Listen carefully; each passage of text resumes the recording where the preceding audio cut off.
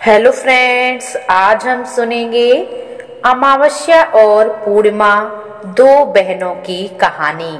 अमावस्या और पूर्णिमा दो बहनें थीं। इस कहानी के माध्यम से आज हम अमावस्या और पूर्णिमा दो बहनों की कथा सुनेंगे। आइए सुनते हैं। एक राज्य में एक राजा और एक रानी रहते थे, जिनकी 4 संतानें थीं, 2 लड़के और 2 लड़कियां। एक लड़की का नाम पूर्णिमा और दूसरी लड़की का नाम अमावस्या था। पूर्णिमा घर के कामों में निपुण थी और घर का पूरा काम करती थी और भगवान की पूजा अर्चना भी किया करती थी। इसके अतिरिक्त वह गौ माता की सेवा भी करती थी। उसकी दूसरी बहन अमावस्या ना ही घर का कोई काम करती और ना ही भगवान की पूजा करती थी और ना ही गौ माता की सेवा करती थी। पूर्णिमा सर्वगुण संपन्न थी। फिर भी राजा और रानी अपने दोनों बेटों तथा पुत्री अमावस्या को ही प्यार किया करते थे और वह पूर्णिमा से प्यार नहीं करते थे, उसके साथ भेदभाव करते थे। राजा के चारों पुत्र और पुत्री धीरे धीरे बड़े हो गए। जब वे बड़े हो गए, राजा ने अपने दोनों पुत्रों का विवाह योग्य कन्याओं के साथ करा दिया। इसके बाद रानी ने राजा से कहा कि अब दोनों पुत्री विवाह के योग्य हो गई हैं और इन दोनों का भी विवाह करा दीजिए। लेकिन पुत्री अमावस्या का विवाह किसी बड़े खानदान में कराना और पूर्णिमा का विवाह किसी गरीब परिवार में कराना, क्योंकि पूर्णिमा को केवल भगवान की पूजा पाठ करना ही पसंद है और गाय की सेवा करना उसे पसंद है। अब रानी ने राजा को दोनों पुत्रियों का रिश्ता तय करने के लिए भेज दिया। राजा ने अपने पड़ोसी राज्य में जाकर वहां के राजा के पुत्र से अमावस्या का रिश्ता तय कर दिया और वही पास के गांव में जाकर एक गरीब परिवार के लड़के से पुत्री पूर्णिमा का रिश्ता भी तय कर दिया। यह सारी बात जानकर राजा ने अपनी रानी से बताया तो रानी यह सोचने लगी कि अब देखते हैं कि भगवान इसकी मदद कैसे करते हैं। ये तो बहुत पूजा पाठ करती है और भगवान की भक्ति में लीन रहती है। पूर्णिमा का भाई और उसकी भाभी पूर्णिमा से बहुत प्यार करते थे, क्योंकि पूर्णिमा उनके घर के कामों में उनका हाथ बटाती थी और कामों में उनका साथ देती थी। वहीं उनकी दूसरी बहन अमावस्या अपना रोब जमाती थी और घर का कोई भी कार्य नहीं करती थी। कुछ समय बीत जाने के बाद दोनों पुत्रियों का विवाह हो जाता है। राजा और रानी विवाह के बाद अपनी दोनों पुत्रियों को विदा कर देते हैं। विदाई देते समय राजा और रानी पुत्री अमावस्या को बहुत सारा धन देकर विदा करते हैं, लेकिन पूर्णिमा को कुछ भी नहीं दिया, खाली हाथ अपने घर से विदा कर दिया। इसके बाद दोनों बहनें अपने अपने ससुराल चली गईं। कुछ दिन बीत जाने पर अमावस्या अपने घर पर शिवजी की कथा रखती है, जिसमें वह सभी गांव वालों को निमंत्रण देती है और अपनी बहन पूर्णिमा को नहीं बुलाती। जब गांव की सभी औरतें अमावस्या के यहाँ जाती हैं, तो यहाँ सब दृश्य पूर्णिमा अपने दरवाजे के बाहर बैठकर देख रही होती है। तब वहां से गुजर रही औरतें पूर्णिमा से कहती हैं कि तुम्हारी बहन के यहाँ शिवजी की कथा है, क्या तुम नहीं चलोगी? पूर्णिमा ने कहा, मुझे निमंत्रण नहीं आया है, मैं नहीं जा सकती। सभी गांव की औरतों ने पूर्णिमा से कहा, बुलाया नहीं तो क्या हुआ, भगवान शिव की कथा है, तुम हमारे साथ चलो। गांव की सभी औरतों की बात मानकर पूर्णिमा भी उनके साथ भगवान शिव की कथा में चली जाती है। जब अमावस्या की नजर पूर्णिमा पर पड़ती है तो वहाँ कहती है, तुम यहाँ कैसे आई? मैंने तो तुम्हें बुलाया नहीं। खैर कोई बात नहीं, अब तुम आ ही गई हो तो चुपचाप बैठी रहना। और यह कहते हुए अमावस्या पूर्णिमा की गरीबी का मजाक उड़ाने लगी। पूर्णिमा की आंखों में आंसू आ गए और रोते रोते मन ही मन भगवान शिव से विनती करती है, हे भगवान, क्या पूजा पाठ करना गलत है? गौ माता की सेवा करना गलत है? आखिर मेरी गलती क्या है? आप मुझ पर अपनी कृपा दृष्टि बनाइए। पूर्णिमा बार बार भगवान शिव से यही कहती। इतने में शिव जी की कथा पूरी हो जाती है और अमावस्या भगवान का प्रसाद बांटने लगती है। वह सभी लोगों को प्रसाद देती है, लेकिन पूर्णिमा को प्रसाद नहीं देती। पूर्णिमा बिना प्रसाद के ही अपने घर लौट आती है। रास्ते में वह ये सोचती है कि यदि बच्चे उससे कथा का प्रसाद मांगेंगे तो वह उसे क्या जवाब देगी। उसने सोचा कि वह अपने मायके अपने भाई और भौजाई के यहाँ चली जाएगी। वहाँ जाते हुए वहाँ बच्चों के लिए कुछ लेकर आएगी। ऐसा सोचते हुए वह अपने घर वापस लौट आई। घर वापस लौट आने पर वह अपने पति और बच्चों से कहती है कि वह अपने मायके जा रही है। पति ने कहा ठीक है, और कुछ समय के बाद पूर्णिमा अपने मायके के लिए चली जाती है। चलते चलते रास्ते में एक चबूतरा आया जिस पर तुलसी का पौधा लगा था। उस चबूतरे पर एक अम्मा बैठी हुई थी। वह कोई और नहीं, साक्षात तुलसी माँ थी। उस बूढ़ी माता ने पूर्णिमा से कहा, बिटिया तुम कौन हो और तुम कहाँ जा रही हो? पूर्णिमा अपना परिचय देती है। परिचय देने के बाद बूढ़ी औरत ने पूर्णिमा से कहा, यहाँ तुलसी का पौधा सूख रहा है, इसमें थोड़ा सा पानी डाल दो और इस चबूतरे की साफ सफाई कर दो, जिससे मुझे थोड़ी ठंडक मिलेगी। पूर्णिमा ने कहा ठीक है माँ, मैं तुलसी में पानी डाल देती हूँ और यहाँ की साफ सफाई भी कर देती हूँ। पूर्णिमा ने साफ सफाई करने के बाद बूढ़ी अम्मा को भी नहला दिया। बूढ़ी अम्मा की सेवा की, उनके पैर दबा और बूढ़ी अम्मा से बोली, माँ जी बताइए मैं आपकी क्या सेवा करूँ? कोई काम हो तो बता दीजिए, मैं कर दूंगी। बूढ़ी अम्मा ने कहा कुछ नहीं, अब तुम जाओ और वापस आते समय मुझसे मिलती हुई जाना। पूर्णिमा ने कहा ठीक है, मैं आ जाऊंगी। वापस आते वक्त मिलते हुए जाऊंगी। कुछ समय आगे चलने के बाद एक शिवजी का मंदिर आया। वहाँ बूढ़े बाबा बैठे थे। वह कोई और नहीं, साक्षात भोलेनाथ थे।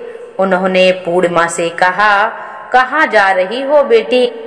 तब पूर्णिमा ने अपना परिचय दिया और फिर बूढ़े बाबा ने पूर्णिमा से कहा, इस चबूतरे की और इस मंदिर की सफाई करते हुए जाना।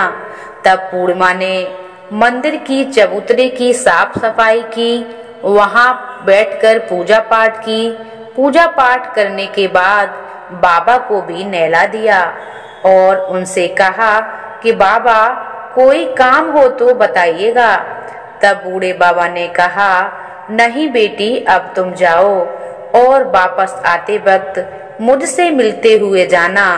पूर्णिमा ने कहा ठीक है बाबा, मैं वापस आते हुए आपसे मिलते हुए जाऊंगी।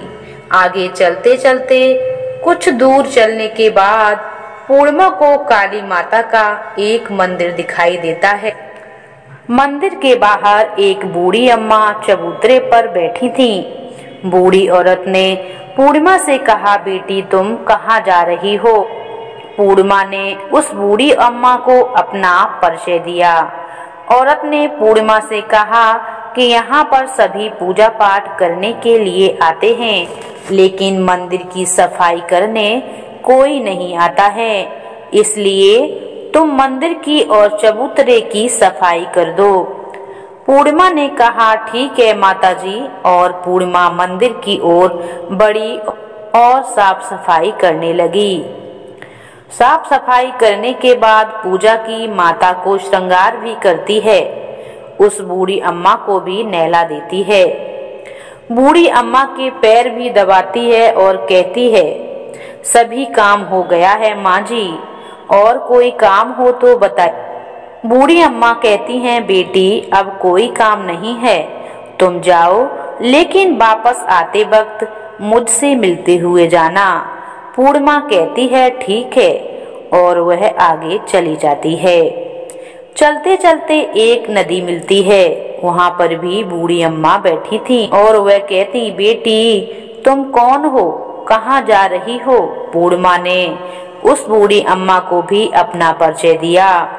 नदी पर स्नान करने तो यहाँ सब आते हैं, लेकिन यहाँ की साफ सफाई कोई नहीं करता, तुम इस किनारों पर साफ सफाई कर दो।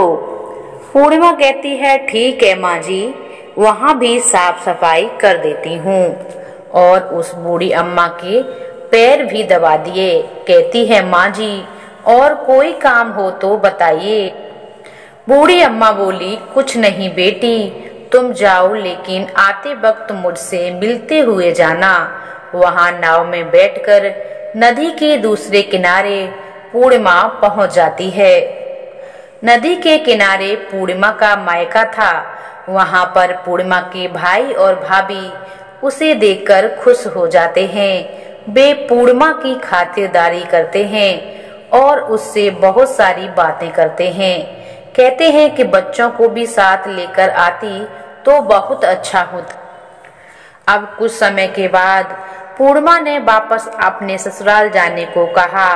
उसकी भाभी ने उसके लिए एक साड़ी दी, बच्चों के लिए कपड़े और खिलौने, खाने पीने की चीजें भी दी।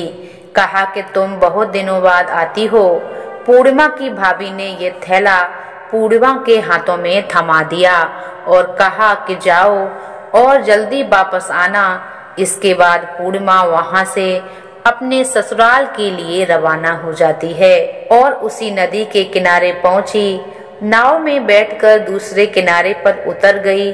वहां पर उतरने के बाद वहां पर उसे वही बूढ़ी अम्मा मिली जो साक्षात गंगा मैया थीं।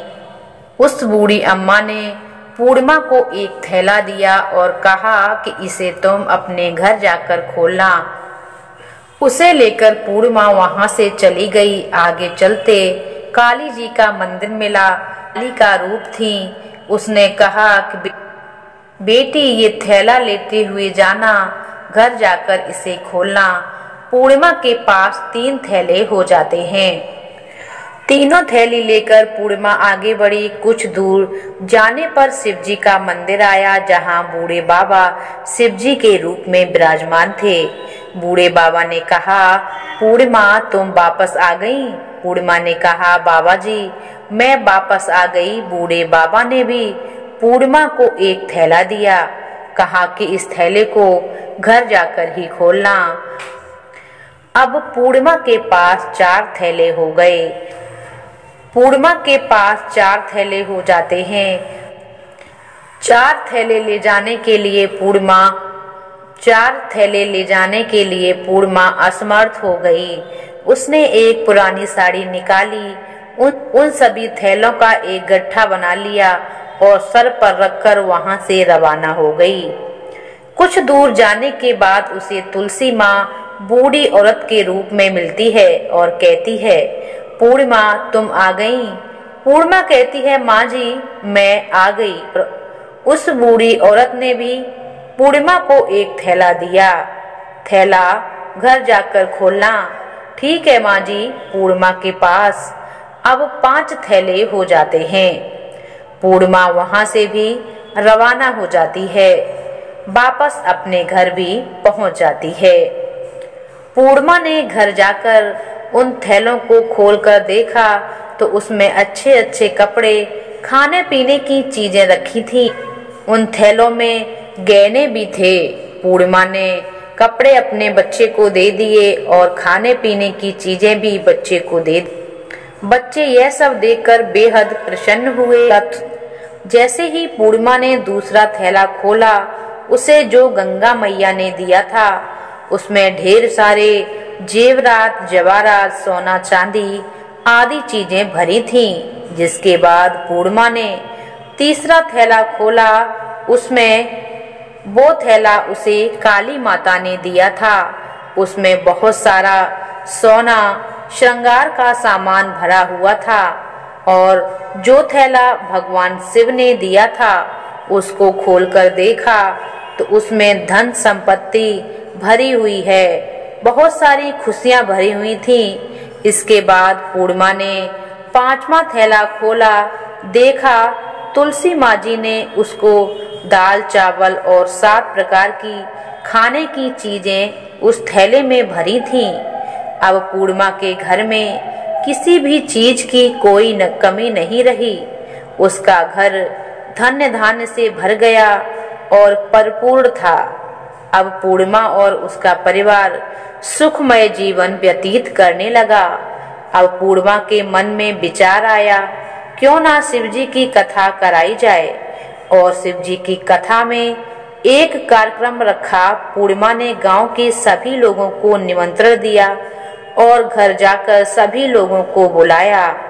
पूर्णिमा अपनी बहन अमावस्या के घर भी गई और अमावस्या को भी शिवजी की कथा के लिए उसने निमंत्रण दिया और कहा, मेरे घर आना। जब अमावस्या पूर्णिमा के घर शिवजी की कथा में आई तो देखा कि पूर्णिमा के घर में किसी भी चीज की कोई कमी नहीं है।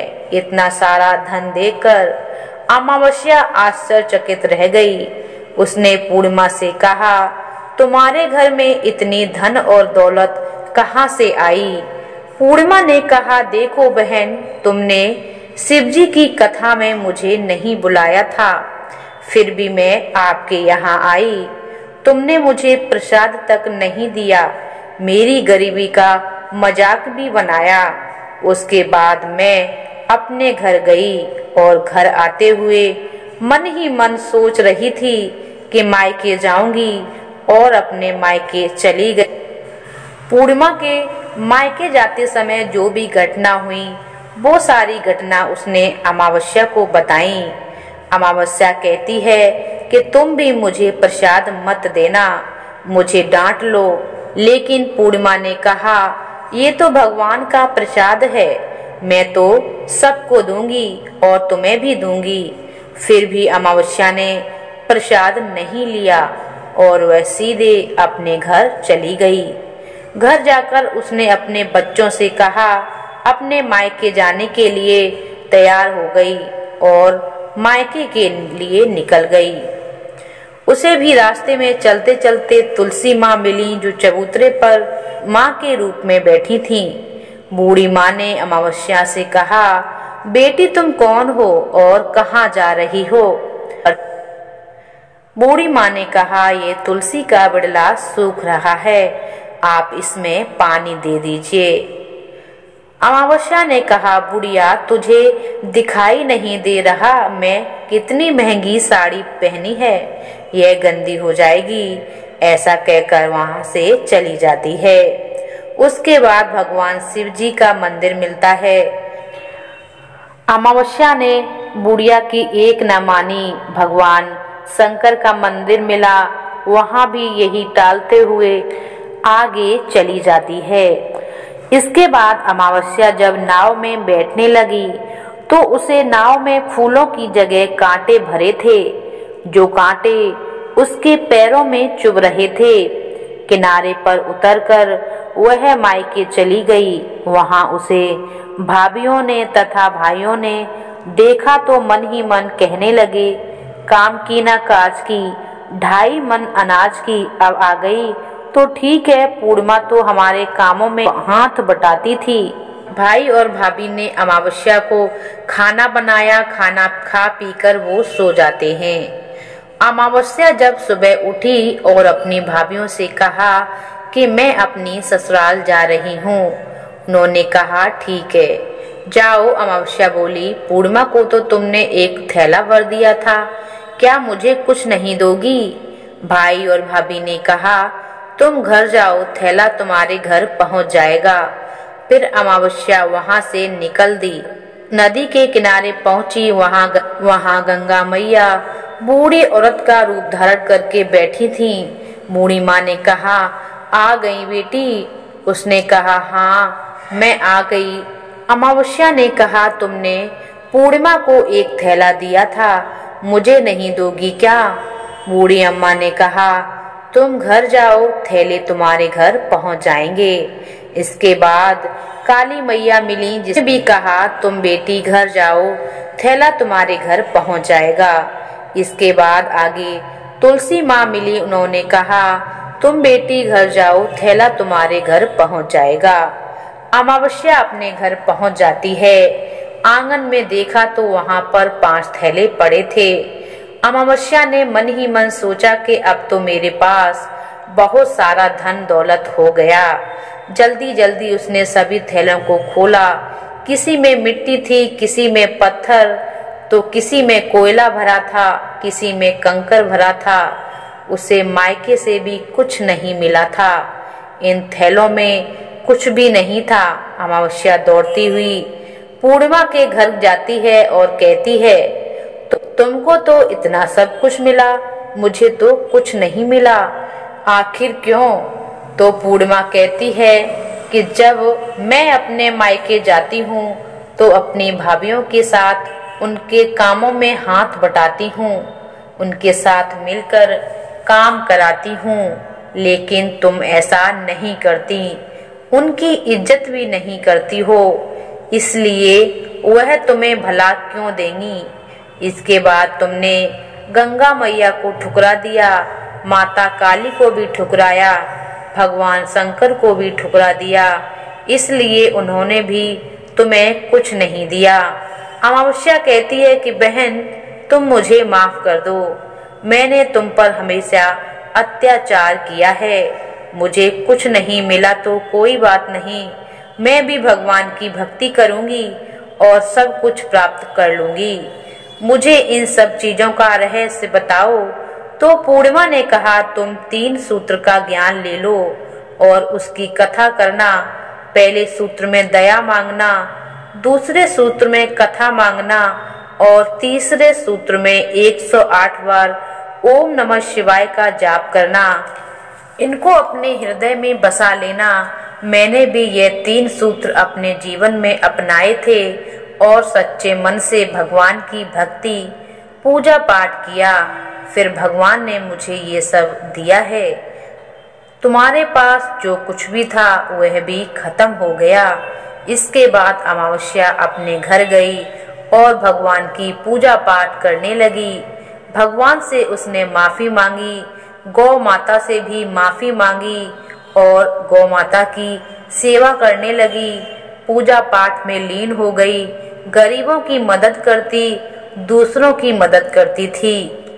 ऐसे ही अमावस्या का घर धन धान्य से भरपूर हो गया और इसी तरह से पूर्णिमा और अमावस्या की कथा यहीं समाप्त होती है। तो ये कथा आप लोगों को कैसी लगी हमें कमेंट करके जरूर बताइएगा। चैनल पर पहली बार आए हैं तो हमारे चैनल को सब्सक्राइब जरूर करें। राधे राधे, जय माता दी। हेलो फ्रेंड्स, आज हम सुनेंगे